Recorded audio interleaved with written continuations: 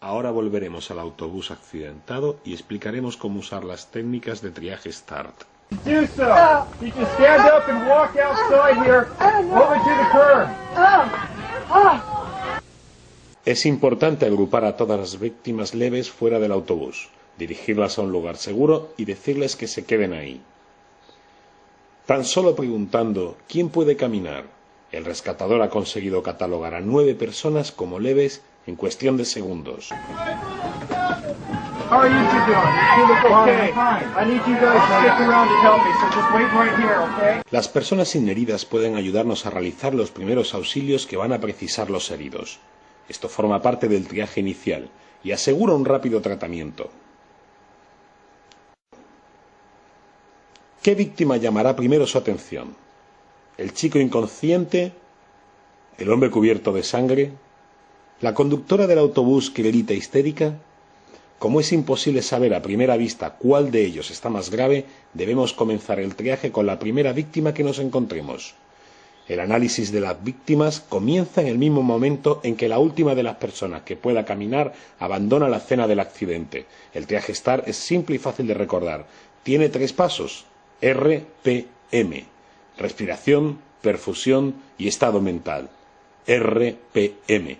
Cuando seamos los primeros en llegar al lugar de un accidente y tengamos varias víctimas, recordemos RPM. Ahora vamos a ver cómo usar estas recomendaciones para catalogar a cada víctima en menos de 30 segundos. El primer análisis es el de la respiración, porque es la función más crítica. Si el paciente no respira por tener la vía aérea obstruida, intentaremos liberarla. Para ello quizás tengamos que alinear el cuello, a pesar de que podamos provocar una lesión medular o agravar una ya existente. Si estamos solos, tan solo moveremos el cuello de aquellas víctimas que estén inconscientes y no respiren. Si no hacemos nada, el paciente que no tiene permeable la vía aérea morirá. Si alineamos el cuello, puede que agravemos una lesión medular ya existente, pero es un riesgo que tenemos que correr. Si liberamos la vía aérea, quizás comience a respirar, y si la mantenemos abierta, quizás tenga una oportunidad de sobrevivir. Si no lo hacemos, no tendrá esa oportunidad. Si la respiración no se restablece con una simple maniobra, el método START no contempla iniciar RCP. El primer rescatador puede sentir la tentación de comenzar a hacer RCP en un paciente inconsciente que no respire. Eso sería un error. Estos pacientes acaban muriendo. Si el primer rescatador comenzase una reanimación cardiopulmonar, no tendrá oportunidad de prestar ayuda a aquellas víctimas que sí tienen posibilidades de supervivencia. 9 personas clasificadas como leves y un fallecido. Pasamos a la siguiente víctima.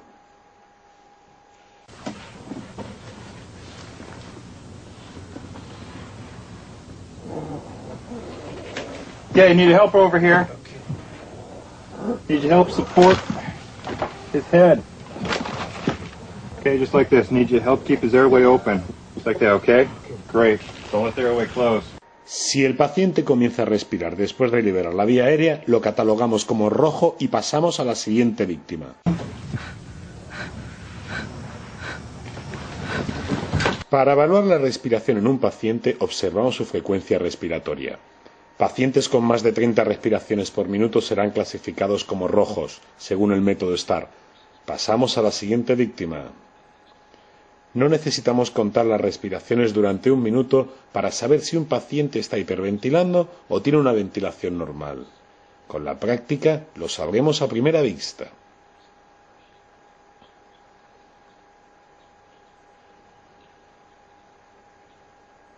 Si el paciente está respirando a menos de 30 respiraciones por minuto, pasaremos a evaluar el tercer y último paso, la perfusión.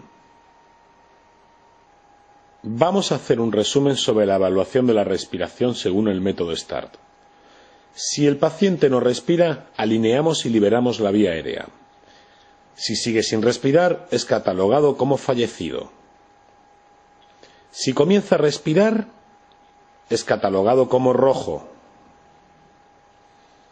Pacientes que sí respiran, pero con una frecuencia superior a 30, son catalogados como rojos. Si la frecuencia respiratoria del paciente es menor de 30, Pasaremos al siguiente paso, la perfusión. En una situación complicada, la prueba más eficaz para comprobar la perfusión de un paciente es el relleno capilar. Para ello, presionamos sobre una uña del paciente, liberándola inmediatamente. Si la piel bajo la uña vuelve a recuperar su color rosado en menos de 2 segundos, la circulación es correcta. Si necesita más de 2 segundos, este paciente será catalogado como rojo y pasaremos a la siguiente víctima.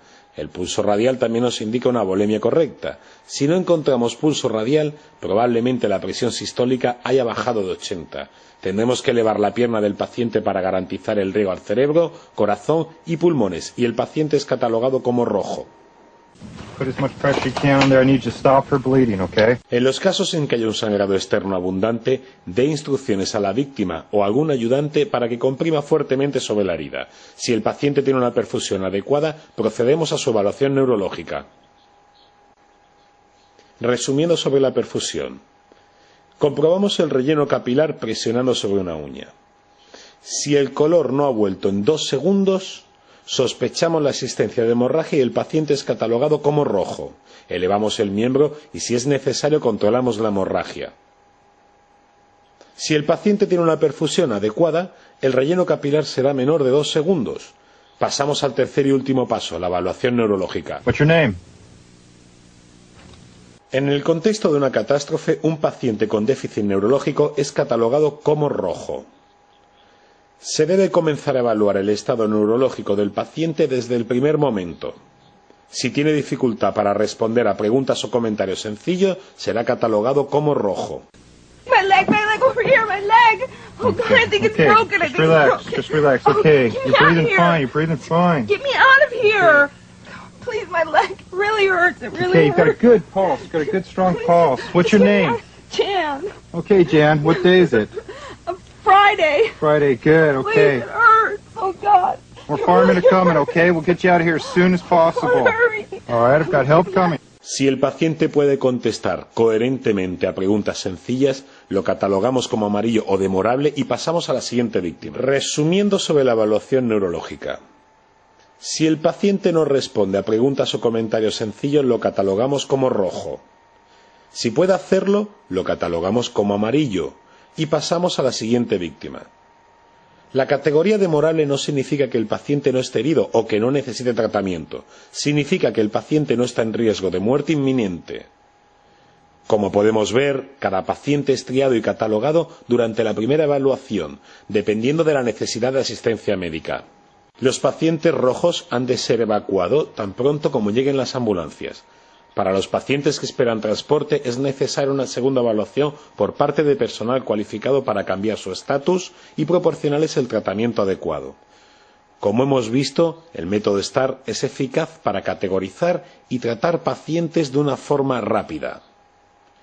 Cuando seamos los primeros en acudir a un incidente con varias víctimas, el entrenamiento en el método STAR nos permitirá hacerlo mejor para la mayoría. Resumiendo, en este vídeo hemos aprendido a alejar a los heridos que puedan caminar de la zona de impacto, reduciendo el número de víctimas que tenemos que evaluar. Hacer uso de pacientes leves para aplicar técnicas sencillas sobre otras víctimas. Comenzar la evaluación con la primera víctima que encontremos. Usar la técnica de RPM para hacer una rápida evaluación, respiración, perfusión y estado mental. Usar las tarjetas de triaje como una forma de catalogar pacientes. El método STAR responde al primer interviniente respecto a la pregunta ¿qué hago ahora? Esta persona tiene 2 prioridades: clasificar a las víctimas y garantizar asistencia médica en el